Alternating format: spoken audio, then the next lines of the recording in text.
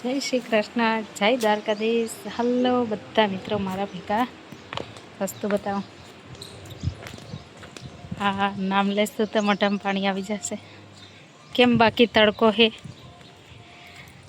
તમારા ગામમાં કેવો તડકો પડે, લૂ લાગે છે કે નથી લાગતી કહેજો, કમેન્ટમાં કહેજો. બધા મિત્રો કમેન્ટમાં કહેજો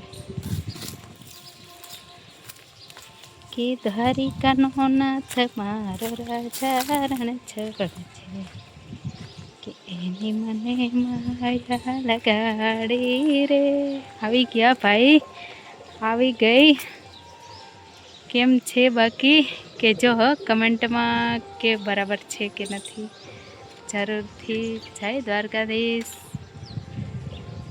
હા, વાર લાગશે ભાઈ, પણ આવશે બહુ મજા, કેમ કે ઘરના આંબાની છે.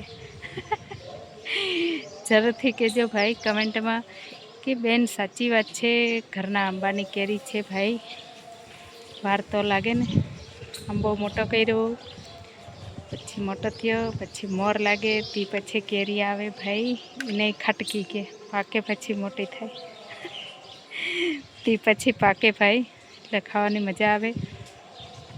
જેને જેને કેરી ખાવી હોય તે આવજો, કમેન્ટ કરજો. જય દ્વારકાધીશ લખજો, જય શ્રી કૃષ્ણ લખજો, જય મુરલીધર લખજો, જેને જે નામ ગમે એ લખજો ભાઈ. જય ઠાકર લખજો, જય માતાજી લખજો. કે અમને કેરી ભાવે છે તો આવી જાજો, આંબો હે ઘરનો, કેરી ખાવા આવી જાજો. જય દ્વારકાધીશ, જય શ્રી કૃષ્ણ, જય માતાજી, જય જય રણછોડરાય.